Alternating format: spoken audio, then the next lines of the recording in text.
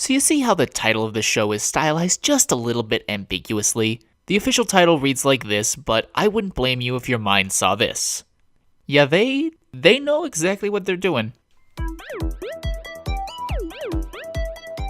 I'll come right out of the gate and just say it, but I think Akiba's Trip is kind of a subpar show that really isn't worth the watch, at least in my opinion. It's an example of a show that knows full well it has a silly plot, but doesn't really use that to any advantage other than just the ridiculousness factor they try to pack into every episode, the effect of which diminishes the more you watch.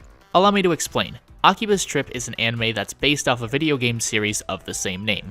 The premise of both? The Akihabara district in Tokyo is under siege by bug monsters, or bugged ones, as they're referred to, who possess people. The only way to stop them? Expose their bodies to the air, by stripping them down to their underwear or birthday suit. It sounds odd, and okay, it is, but to give it the benefit of the doubt, a lot of anime can sound ridiculous when described. Naked giants killed my mother, so now I need to kill all of them. We need to assassinate our teacher, who is an octopus monster that blew up the moon. I can twist my butt so fast that I rip off my friends' swimsuits, and so on.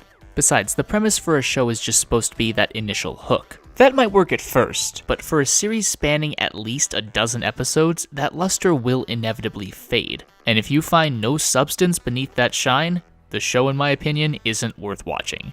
I think for any series, the more ridiculous or fantastical the premise is, then the easier it is for the creative minds behind that show to over-rely on it in place of more important things like creating compelling characters or developing the plot. And unfortunately, in most cases, I think Akiba's Trip falls victim to this.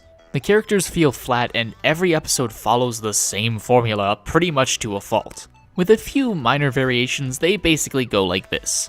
Main character has new obsession. That obsession happens to be relevant to the plot of the episode. Surprise! Turns out the bugged ones were behind the plot. Short altercation ensues with the villain briefly monologuing about how they plan to take over Akiba. The main character strips the bad guy naked with relative ease and they go poof. Add jokes and exposition where needed. It starts to get old quickly, but the defense you might hear is that, oh, it's a comedy, so the plot doesn't really matter as much. Well, even though when researching I couldn't find anything that lists this explicitly as a comedy, I'll humor the idea. The show certainly seems to think it's funny, but I think we can all agree that there's a big difference between thinking you're funny and actually being funny. That being said, some of the jokes do land, but for the amount they cram in, yeah, some are bound to tickle your funny bone.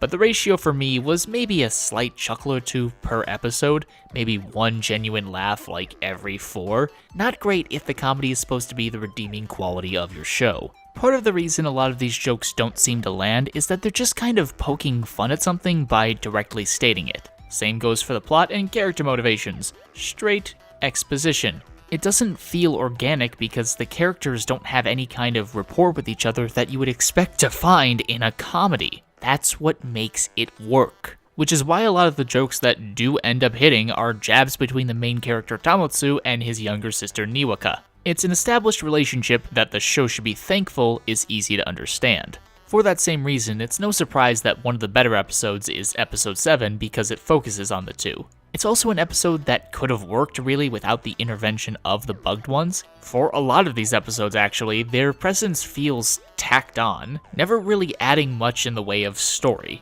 Because for some reason, each of these bugged ones has their own unique individual idea for how to take over Akiba. No one thinks to work together. It'd be like if a separate Team Rocket every episode kept trying to capture Pikachu. Why wouldn't you pool your resources? But I'm getting off track. As for the rest of the characters, there isn't much in the way of developing their connections with each other. They're a little too high on the goofy scale and don't have much in the way of personality traits. When I started this series, I thought they were going to balance this out with Matome, the girl who saves Tamotsu's life and sets the plot in motion. In more ways than one if you're him.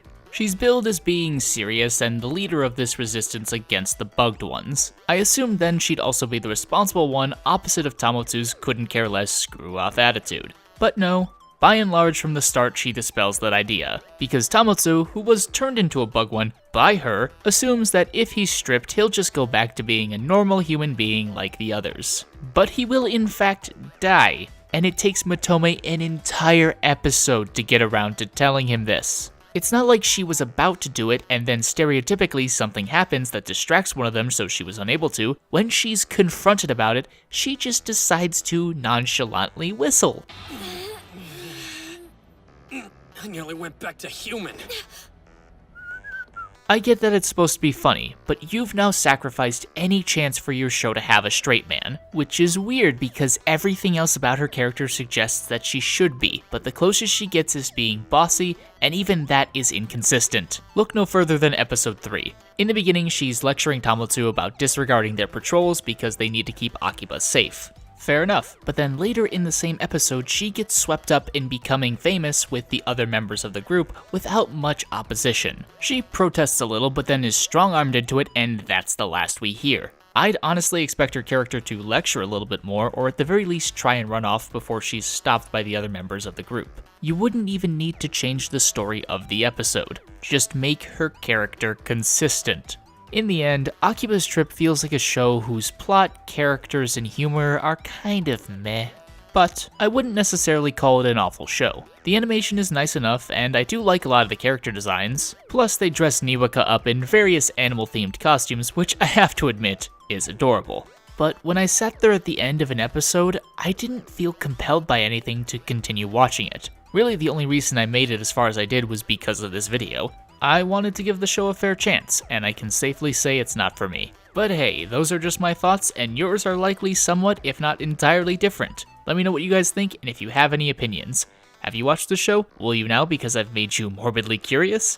I'd love to hear your thoughts. Thanks for watching this episode of On Geek. Be sure to click like and subscribe for more, check out other episodes, and I will see you guys next time.